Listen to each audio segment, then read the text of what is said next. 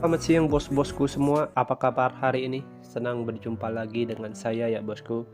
Oke bosku, di kesempatan hari ini saya sudah siapkan ini kembali ada 5 pertandingan, dimana nanti saya akan bahas satu review ya bosku. Laga nanti malam ini ada 5. Dan sebelum saya lebih lanjut ke pertandingan kita untuk laga nanti malam, dimana laga kemarin malam di sini kita cukup lumayan ya bosku ya. Nanti saya tampilkan aja di awal video ya bosku, seperti biasa. Oke, untuk laga kita yang kemarin malam di sini kita masih dikasih hoki ya bosku. Jadi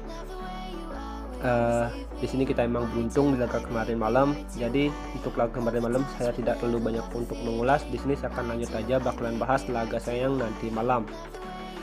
Oke, di sini saya ambil dari 4 dari Europa League dan 1 ini saya ambil dari Europa Conference League ya bosku. Mudah-mudahan ini kita bisa nyambung untuk malam hari ini. Oke, untuk mempersingkat waktu bosku, di sini saya akan lanjut aja bakalan bahas laga yang pertama ini. Di sini saya ambil dari laga pertama ini dari AS Monaco berhadapan dengan Zvezda ya bosku untuk laga nanti malam. Nah, kalau kita lihat emang dari segi line-up ini cukup seimbang ya bosku, karena dua klub ini masih punya 2 pemain yang sudah dipastikan bakalan tidak tampil untuk laga nanti malam. Kalau kita lihat dari fase grup ya bosku, AS Monaco ini yang posisinya masih belum aman ya bosku untuk laga nanti malam. Ini dia harus mengantongi kemenangan untuk bisa mengamankan posisinya untuk bisa lolos ke tahap berikutnya.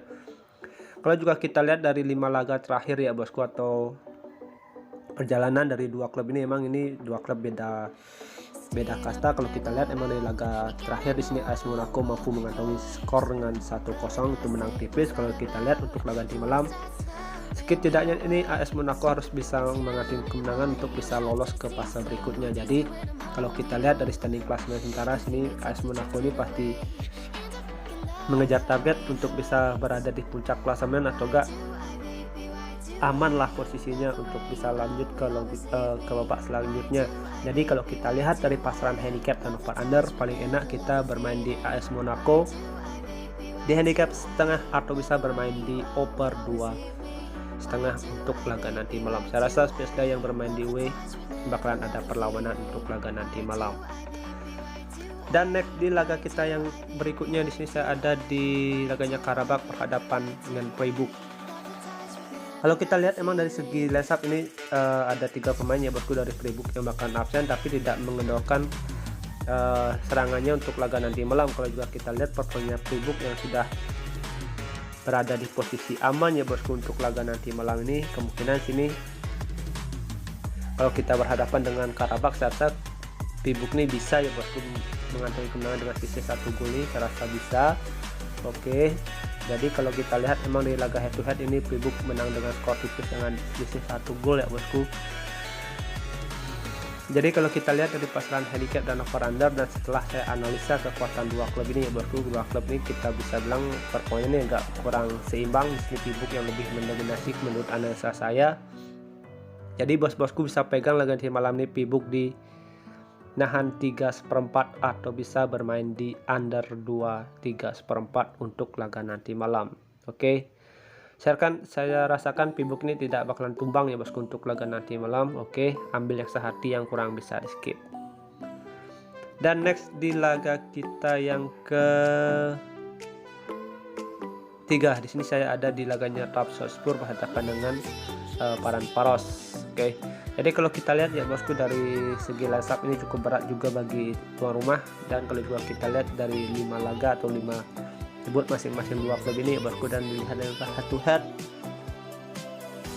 Ferencváros yang sudah unggul 1 gol ya bosku di leg pertama. Kalau kita lihat dari standing klasemen sementara, Trabzonspor ini juga yang lagi berada di performa yang kurang bagus. Oke, jadi itu menempatkan posisinya berada di peringkat 3. Jadi kalau kita lihat emang dari segi kepentingan Trabzonspor ini harus mengantongi kemenangan ya bosku, mengantongi 3 poin. Kemungkinan sini bakalan Trabzonspor ini bisa mengantongi kemenangan. Jadi kalau kita lihat ya bosku, dari pasaran handicap dan over under untuk laga nanti malam, bosku bisa pegang tuan rumah karena dia punya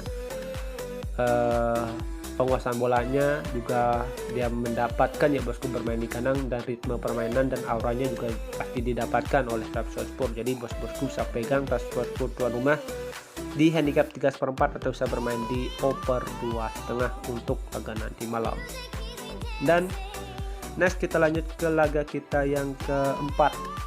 Di sini saya pergi sedikit jauh ya bosku ke Liga Konsporen ya bosku, dimana tidak ada Apollon berhadapan dengan Vaduz.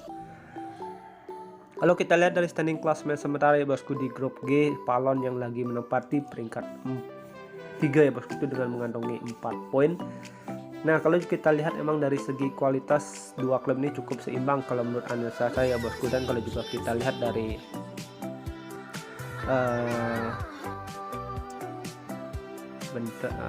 kalau kita lihat emang dari laga head to head terakhir ini Apollon yang mampu tahan imbang ya bosku bermain di kandangnya Vaduz dengan skor 0-0. Saya rasa untuk laga di malam ini Apollon bisa mengantongi kemenangan itu dengan skor tipis 1-0 ini bisa menurut analisa saya. Jadi bosku bisa pegang Apollon di handicap setengah atau bisa bermain di over 2,5 untuk laga nanti malam. Oke. Dan next di laga kita yang terakhir di sini saya ada di laganya Arsenal. Oke, dimana Arsenal yang lagi berada di performa yang bagus ya bosku di musim sekarang ini, dia konsistensinya nih bisa kita pegang ya Arsenal. Di sini Arsenal yang lagi menempati peringkat pertama dengan perolehan gol itu 12 ya bosku, ini juga cukup bagus. Kalau kita juga lihat ya bosku, persaingan dari Arsenal ini cukup berat juga ya bosku berhadapan dengan Bodo Glimt dan PSV. Oke, klub yang kita bisa bilang ini cukup kuat di klubnya masing-masing. Oke. Nah, kalau kita juga lihat performanya Arsenal di Liga Inggris ataupun di kualifikasi ya bosku di Europa League nih, Arsenal yang lebih konsisten performanya. Kalau juga kita lihat dari head to head terakhir, Arsenal yang menang tipis berhadapan dengan Zurich dengan skor 2-1. Untuk laga di malam ini Arsenal pasti membekukan posisinya yang berada di peringkat pertama atau mempermanenkan posisinya yang berada di peringkat pertama. Jadi bosku bisa pegang laga di malam ini Arsenal di handicap 2 atau bisa bermain di over 3/1/4 untuk laga nanti malam. Saya akan Arsenal yang bermain di kanan ini bakalan gacor untuk laga nanti malam. Oke. Dan sekian prediksi yang saya sudah bahas untuk laga di malam ini. Sudah ada 5 pertandingan yang saya bahas. Ambil yang sehati, yang kurang bisa di skip. Mudah-mudahan kita bisa lanjut untuk laga nanti malam. Oke. Thank you for watching. Sampai jumpa di next video berikutnya. See you and bye bye.